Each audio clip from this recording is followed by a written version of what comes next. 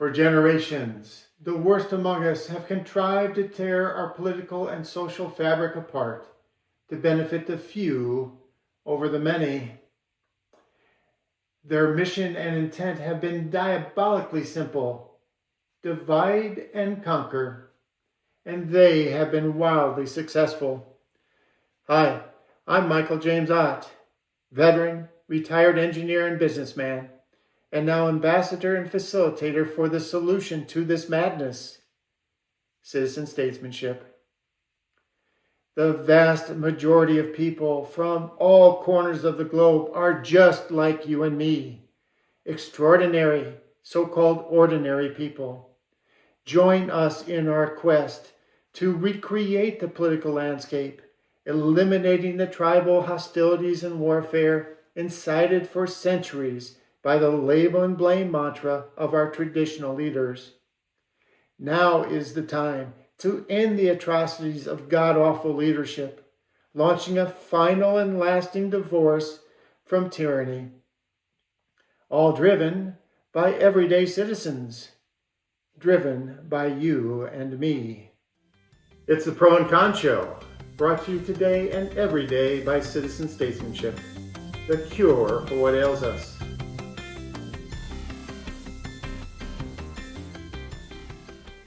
Welcome to the Pro and Con Show. I'm Michael James Ott. And I'm Mindy Bergen, and we are the co-hosts for today's show. Yes, we are, but who we are is much less important than what we're going to talk about here today, and we have a great show for all of you today.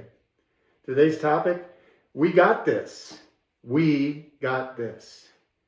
We can, shall, and will, you and us, overcome the worst among us, those who have so successfully divided and conquered us for so long. Until now, but not anymore. We'll be talking about citizen statesmanship at length in the coming shows, but today, Mindy, let's talk about political parties. Oh boy. So what do you think, an audience? You're out there, just take a moment, maybe pause this for a moment and think it through yourself. What do you think of our political parties?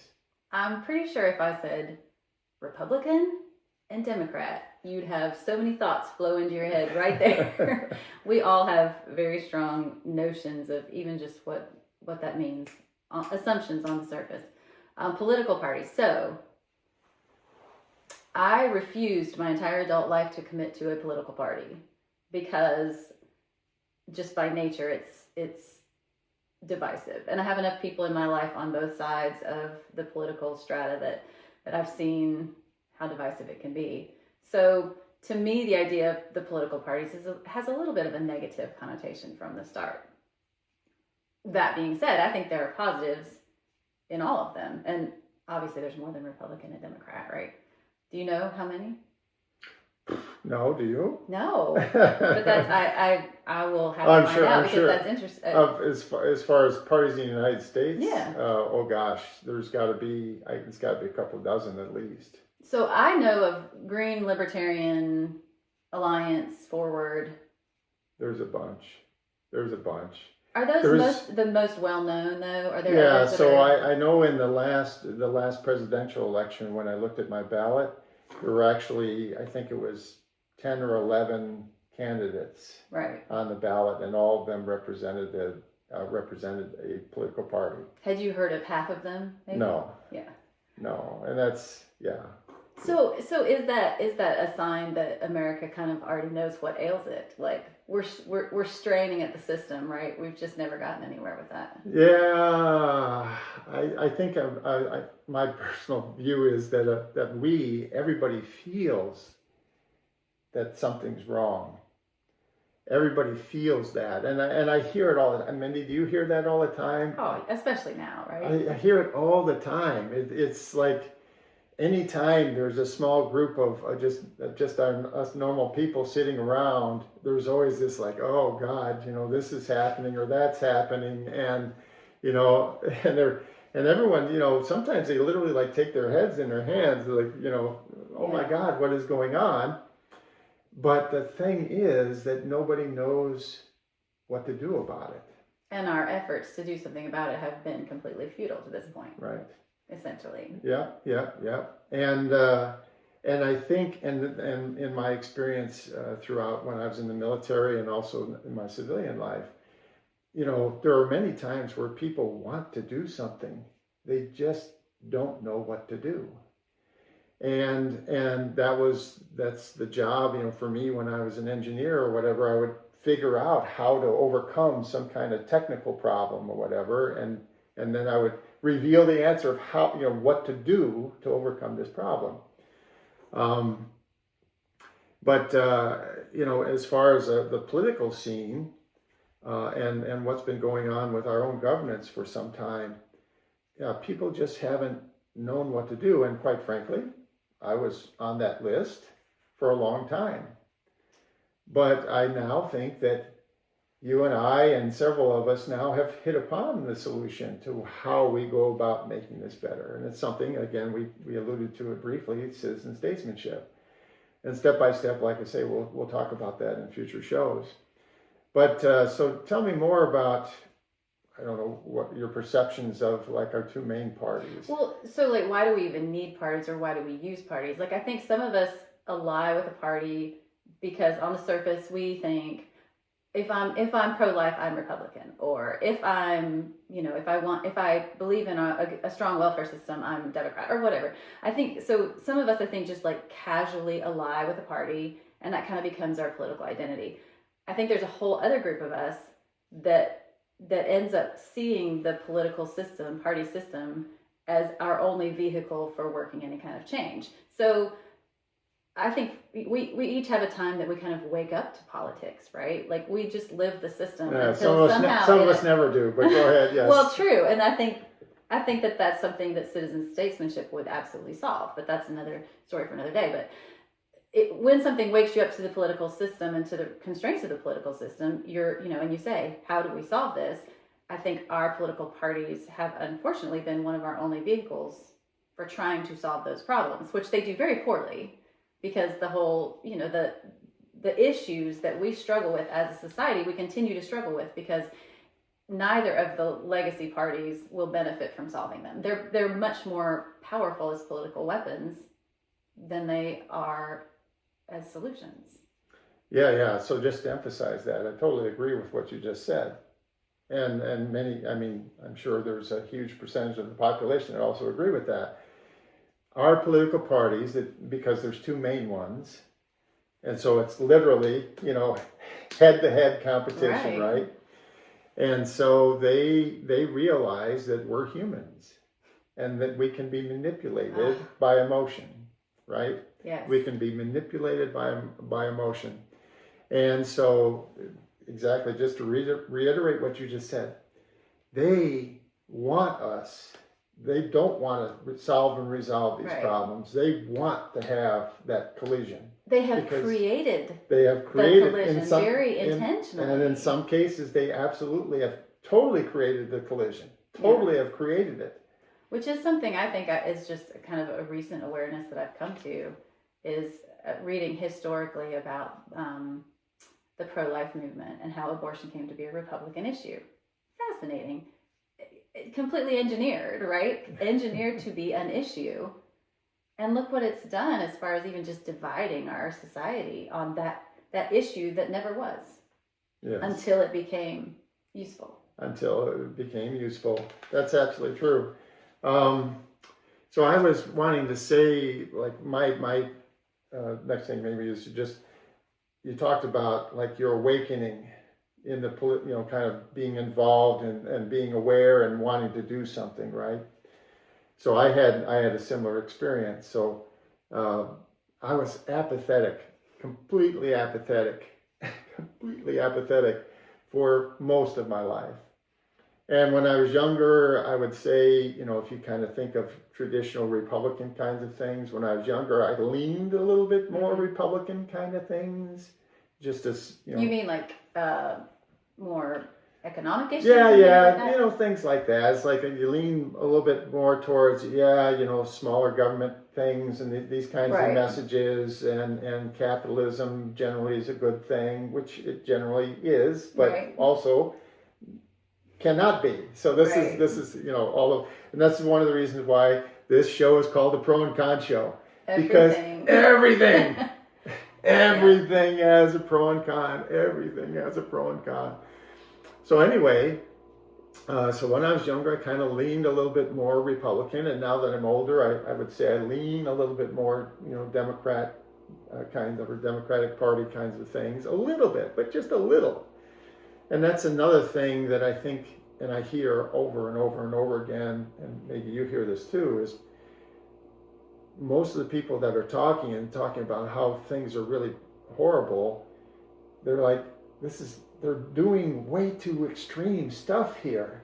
Can't we just... Did you see the poll that just came out recently that said that 46% of Americans identify as independents? 46%. That doesn't surprise me at all. I think that number did surprise me because I feel like we've become more polarized, which to me would mean more people are one party or the other, and I think it's driving a lot of people the other direction. Well, yeah. So the polarization, and again, this is, and we're going to talk about this term called narsoles here at some point in these shows. But the worst people among us, they're all part of this, right? And they're driving this agenda, right? And unfortunately, in many cases, they control the media outlets and things like that. And then there's other things where just the internet, the algorithms of the internet, right, kind of drive some of this stuff. And this is, so you're going to hear us talk repeatedly in this show and future shows about, being clear-eyed and awake to what's happening and what's happening to us. So anyway, going back to, absolutely apathetic and didn't care. But then 2016 rolled around. 2016, and it's unbelievable, it's 10 years ago. Yeah, that doesn't seem real. It's almost, so it was 10 years ago, and regardless of what you think of these two candidates, Hillary Clinton and Donald Trump, I was just aghast that this was the option. And back then, I resoundingly heard the same discussion. Regardless of where you were in the political spectrum, almost everybody is like, what is going on? Really? This is it? There's 320 million people in this country, and this is it? I remember you saying that you called Trump making it to the end of the line before anyone else. I mean, I thought there was just no way. Yeah. So then, so I was at work back then, and a bunch of us would get together for lunch every day, and it was in February of 2016, and we're sitting there, I don't remember the exact day, we were sitting there at lunch, and my work colleagues, when we started talking about Donald Trump, and back then, everybody thought it was a joke. I mean, totally thought it was a joke, and they talked about this, and he did this, and he did this. And I was sitting there, and I said, he's going to win. And everybody at the table with me, they all, and including later on, two of the people voted for Donald Trump that were sitting at that table in February of 2016. They told me later. Right, wrong, or different. But anyway, it's like, and they said, and they laughed. I mean, and they did the old, you're an idiot kind of thing, right? How could you possibly think that? Well, I'm an engineer by training. And one of the things when you're an engineer, it's not really what's happening at the moment that's important. It's the trend. It's the trend that means everything. A single data point of where you are right at this second, it doesn't mean much. Right. But if there's a trend, and especially if there's a strong trend. Right. That totally makes sense. And at that time, Donald Trump had, done countless things, said countless things that any other politician like Dukakis or Romney or if any of that had happened to any one of those things had happened to any of them, they'd be done. They'd be done.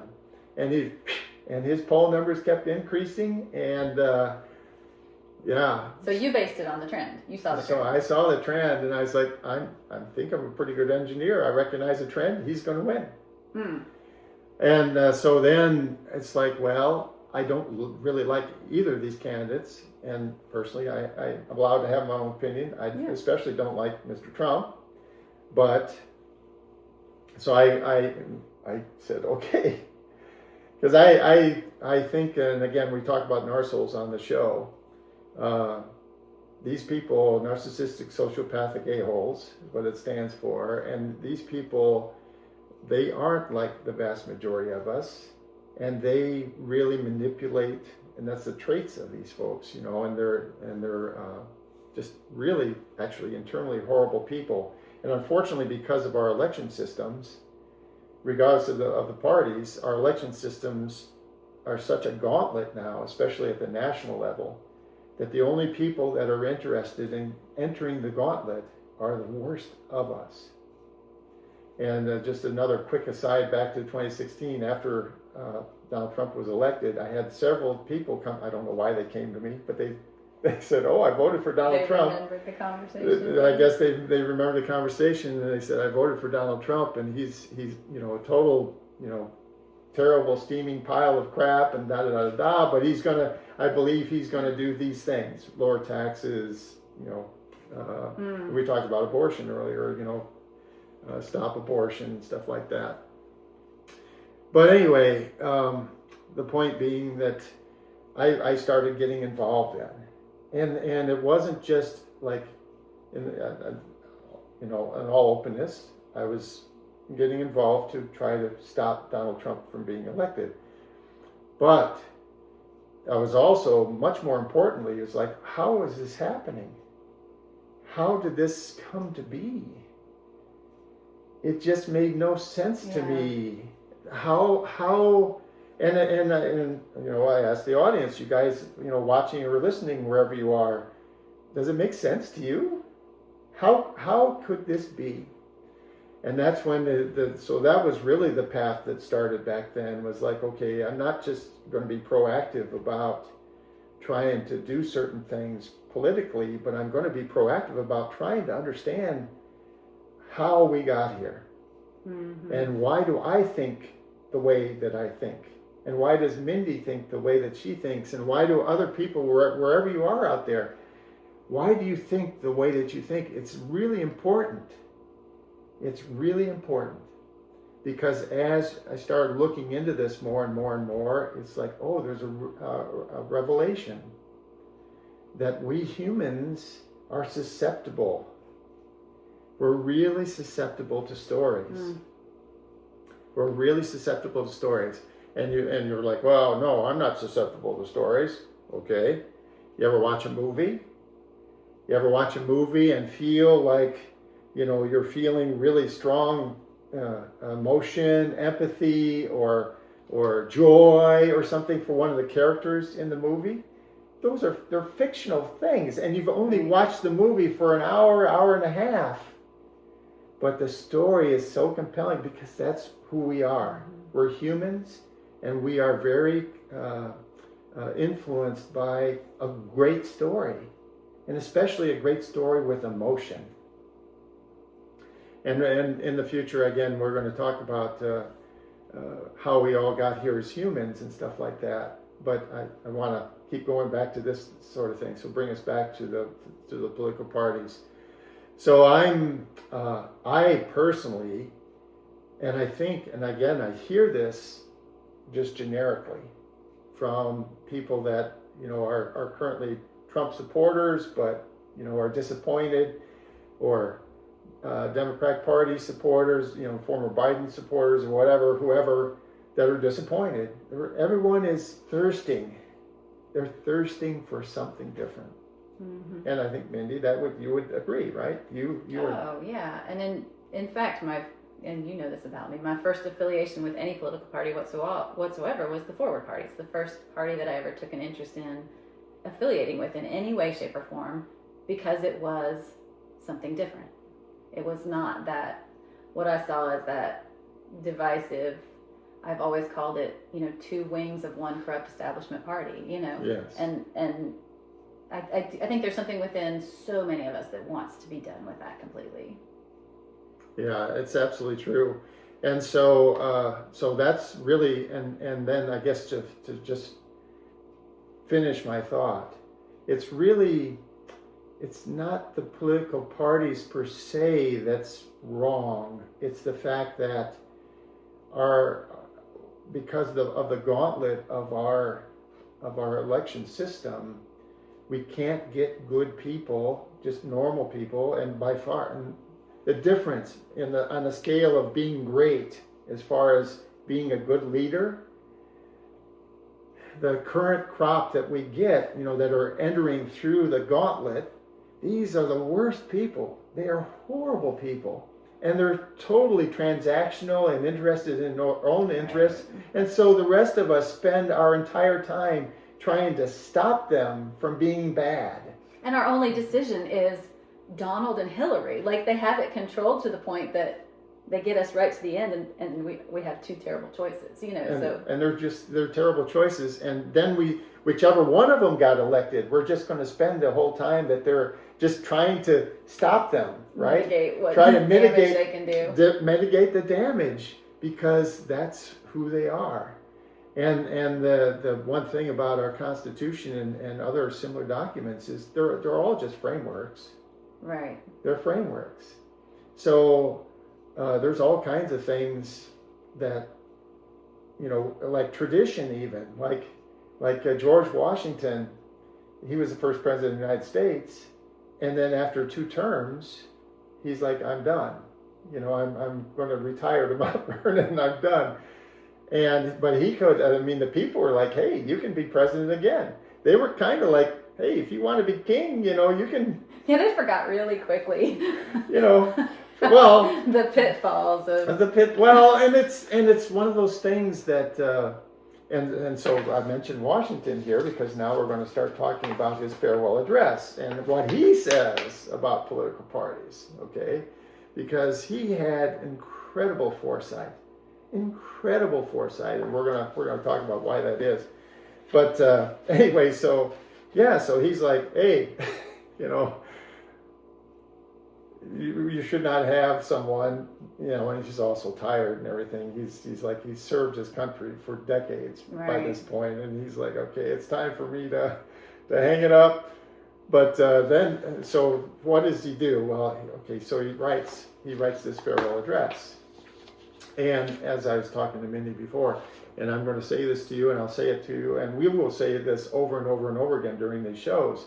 So I have this document here, and I'm going to talk about what's in here. But you guys, whoever you are out there, don't just take it for face value that I'm telling you the truth. From anyone. Us or anyone else. You should be clear-eyed. This is the term I love. You should be clear-eyed. You should trust but verify.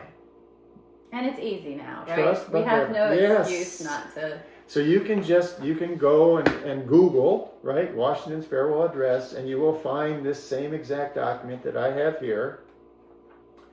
And it will, you can go in here and see what I'm talking about. So now we talked about how there's all the divisiveness that's been going on and stuff like that. Well, Washington. So the other thing about it, one other comment about this document. It is long. It's like 26 pages long, and it's not an easy read. It's kind of like reading the Bible. It's not easy. The language. It's hard, and he says a lot of stuff here. But in the middle of all this, he talks about political parties at some length, and but here's this whole divisiveness thing. He's like, the political parties, they're going to be used to divide us. And he said, and so here's a paragraph right at the beginning. It's like, we are the same. With slight shades of difference, you have the same religion, manners, habits, and political principles. You have in common a cause fought and triumphed together, literally the formation of this country. The independence and liberty that you possess are the work of joint councils and joint efforts, of common dangers, sufferings, and successes. So he's like, look, yes. And I grew up in Illinois. Where did you grow up, Mindy? Tennessee. Okay. So Kentucky is on the border of Tennessee at some place, right? So you can just imagine, Yeah, people in Tennessee, maybe they have foods and cultural things that they prefer in Tennessee versus Kentucky, right? Which is fine. But the instant that the people of Tennessee start going, well, you can't cook your food that way over there in Kentucky. Sorry, can't do that. And we're going to come over there with guns and we're going to make you stop. We're going to make you do it our way, right? Same thing for me. I grew up in Illinois, and Missouri, and St. Louis, Missouri is literally like divided between between Missouri and Illinois. And there's a big, in sports, for example, the Chicago Cubs versus the St. Louis Cardinals, and all this other stuff, right? And so there are differences in what the people do mostly. Like in Illinois, there's a ton of farming and stuff like that. Less so in Missouri, and on and on and on. But again, the same point is, hey, it's one that you can have some friendly rivalry things, Cubs versus Cardinals and all that kind of stuff. But if it ever gets to, hey, we're going to start smashing your face in with a baseball bat because of, we don't like the way that you make your barbecue. No! Yeah. Got to stop it. And this is what he's saying in here, is that this is just a common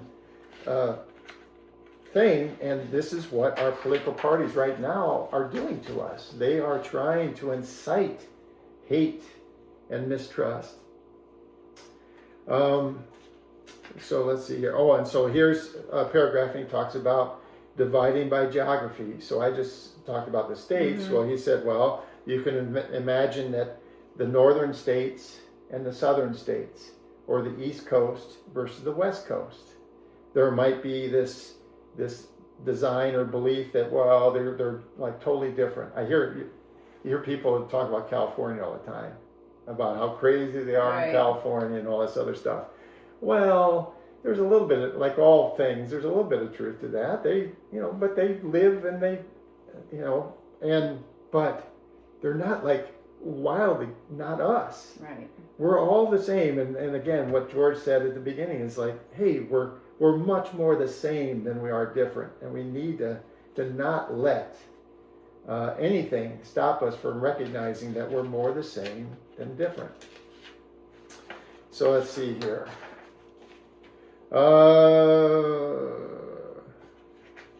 So I'm going to read just this one point here. The basis of our political system is the right of the people to make and to alter their constitutions of government. But the Constitution, which exists at any time until changed by explicit and authentic act of the whole people, is sacredly obligatory upon all. The very idea of the power and the right of the people to establish government presupposes the duty of every individual to obey the established government. So in other words, what does that mean to you? I mean, ultimately, it's up to us. Ultimately, it's up to us. And so we're the people. And the Constitution never changes that.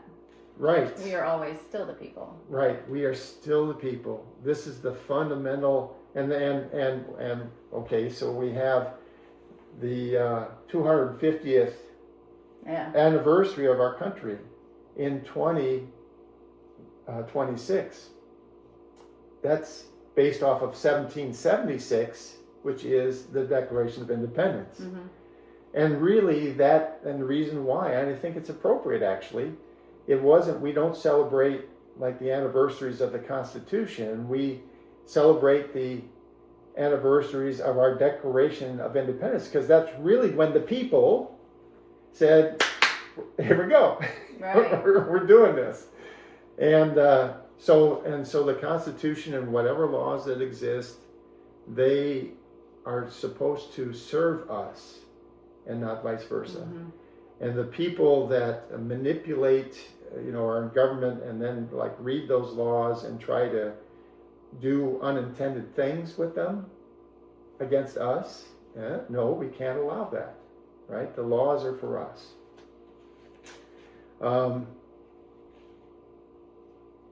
Okay, so let me just skip ahead here too.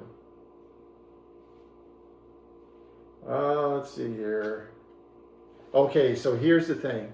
So the political parties, whatever combinations of associations about political parties may now and then answer popular ends, they are likely in the course of time and things to become potent engines by which cunning, ambitious, and unprincipled men will be enabled to subvert the power of the people and to usurp for themselves the reins of government, destroying afterwards the very engines which have lifted them to their unjust dominion. Woo. Prophecy. I tell you Here what, we are. I tell you what, George Washington, he had incredible foresight. I just can't imagine. So then he says, okay, I've talked about the danger of parties in the state, and about, not allowing these differentiations based on geographical discrimination. Now he wants to talk about a more comprehensive view and warn in a more solemn manner against the baneful effects of the spirit of party generally. So, and this is where, and he talks about one faction. So we have two parties, and he says here the alternate dominion, meaning that they win and lose, right? They win and lose elections. The alternate dominion of one faction over another, sharpened by the spirit of revenge natural to party dissension, which in different ages and countries has perpetrated the most horrid enormities, is itself a frightful despotism. But this leads at length to a more formal, permanent despotism. The disorders and miseries which result gradually incline the minds of men to seek security and repose in the absolute power of an individual.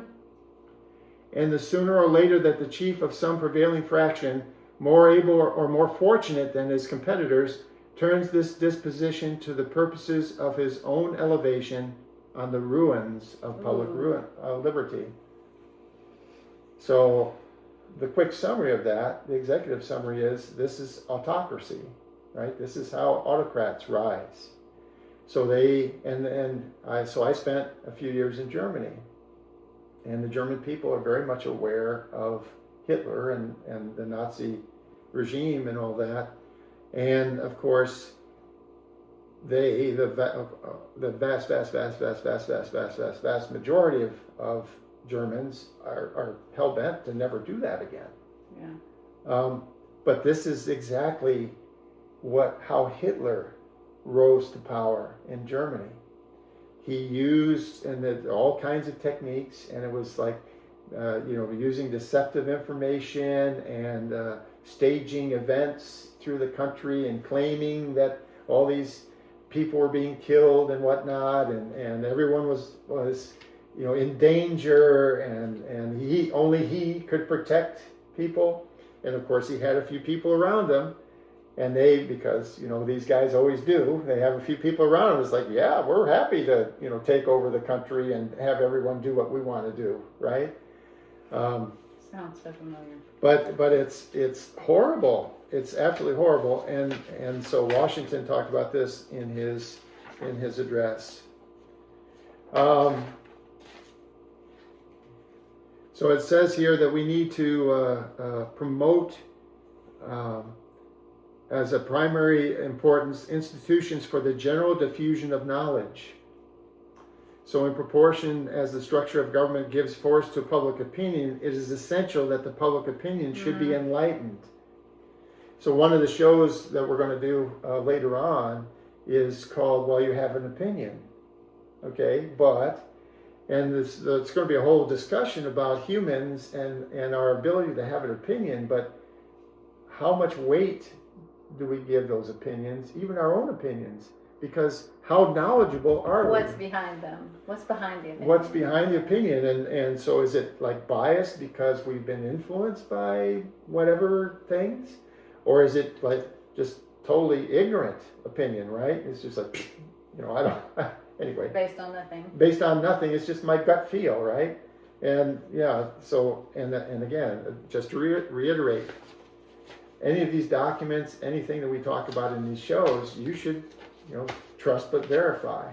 Go look at these things and make sure that what we're telling you is correct.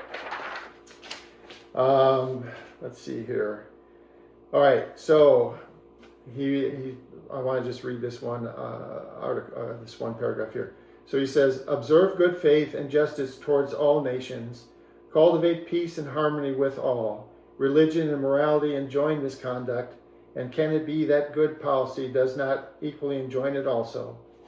It will be worthy of a free, enlightened, and at no distant period a great nation to give to mankind the magnanimous and too novel example of a people always guided by an exalted justice and benevolence.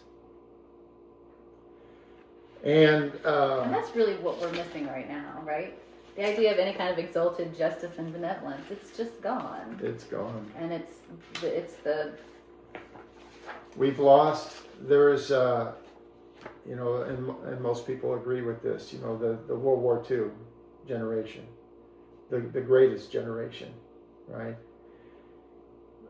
There was a generation of us, not just us here in this country, but all around the world, but certainly here in this country, and we gave so much, and that war was so incredibly intense and horrible, and consumed,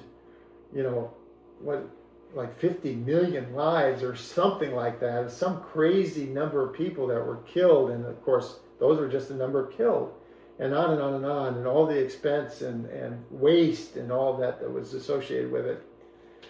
And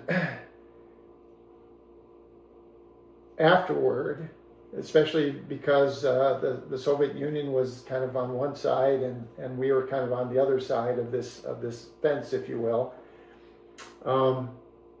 we were, not perfect, again, clear-eyed, but we were much more benevolent than malignant. And the world really recognized that. Mm-hmm.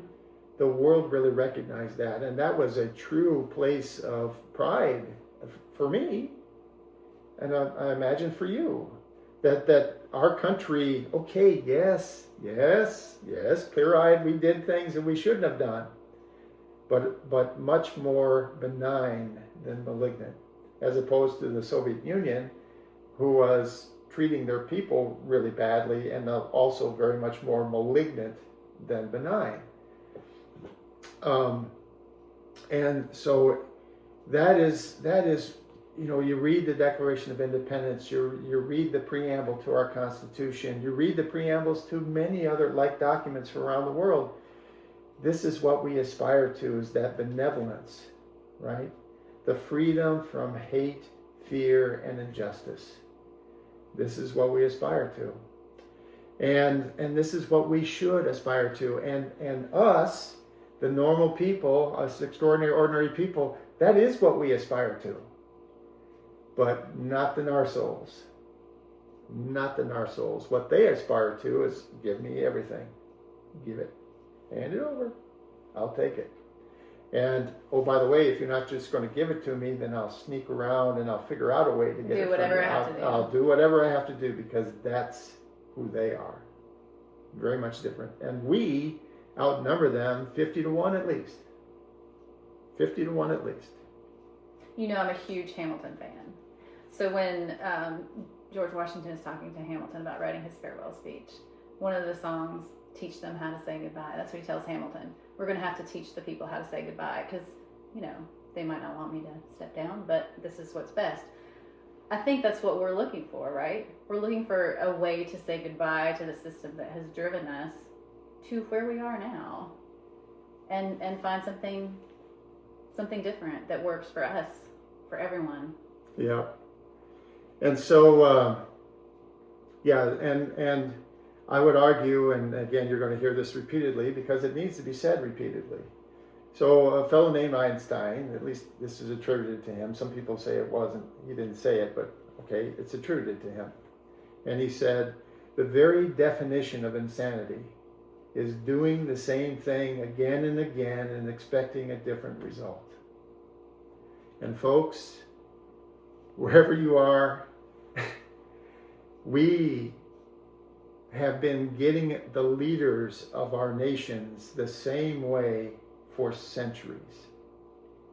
And in our country, it's 250, well, not quite 250 years, but it's a long time. We've been doing the same thing for a long time, and we've had more or less the same result, but now it's getting worse. Yeah, we're watching it get worse. Now we're watching it get worse. And so it's coming to a place where we're going to say, okay, how bad does it have to get? And Mindy and I and Ben and David and many others from the coalition that is Citizen Statesmanship, we're done. We're ready. We're ready. It's time. It's clear to us that it's time to do things. It's time to talk about how. It's time to talk about how. Things. Okay. So the last thing is, just a couple things. Why not? I'm going to do it. So, as we wind up the show, we'd like to point out that we are volunteers. We're totally just normal people, and we're facilitators for a better tomorrow, a future featuring citizen statesmanship in elected offices. And as for me, I'm more than willing to tell you what I really think, is to take an oath to my fellow members of the extraordinary so-called ordinary people like you and I. I affirm and embrace the tenets of freedom, equality, and fairness, and the fiduciary duties incumbent upon me to serve the citizens of a nation founded upon these pillars. I shall serve and protect the people of the United States in totality against all enemies, foreign and domestic, to the best of my abilities. I shall not accept gifts, employment, positions of authority, or other forms of compensation, or other items of value from any source that could be perceived to influence my service to you, the people. When or where there's a conflict in interest, I will publicly declare those conflicts known to me and serve the people holistically over my own interests, or the specialized interests of coalitions, groups, political parties, or industries tied to or associated with me. I acknowledge and embrace that service to the citizens of this country is a solemn and noble commitment. My failure to sufficiently uphold the tenets of freedom, equality, and fairness, or to otherwise fail to serve the people with integrity and compassion, can be grounds for Congress or the Department of Justice, representing the people, to charge me with treason, the penalties for treason being harsh as determined by a jury of my peers. We're going to talk about juries of our peers and why that's such a great thing in the future, in future shows. And in fact, this whole idea behind citizen statesmanship, it was not my idea, but it was a friend of mine at one point said, Mike, serving in our government should be like jury duty. And that's right. He's right. It should be like jury duty. And you may not fully understand why that's important, but you will. So we also attest to this fact, that you'll never see or hear about sponsors or advertising here on this show. Never. We can't prevent these things from being inserted into the breaks in the programming. So whether you're listening to Apple Podcasts or Spotify or something, well, they may insert some advertising in there. It won't be associated with us. You will never see us hear or take money from or be influenced by corporations or individuals of wealth in any way, shape, or form. We don't want your money. We don't want your time. Mindy and I don't want your adoration. We're just people. We want you to be completely focused upon what's best for you and your closest friends and family. We want you to be wildly self-absorbed in that regard, because by doing so, we hope that you will embrace a far better future when we, people truly like you and us, actually lead us. It's going to happen. You got this. We got this. We got this. We got this. You got this. We have this. It's going to happen. Our next show is brimming with awesome sauce. It's called Left versus Right versus Center. Write into the show at freeequalfair@gmail.com. You have comments, questions, or concerns. If you have a story, we've told you some of our stories. If you have a story you'd like to share, let us know. Again, freeequalfair@gmail.com. Join us for the next show, won't you?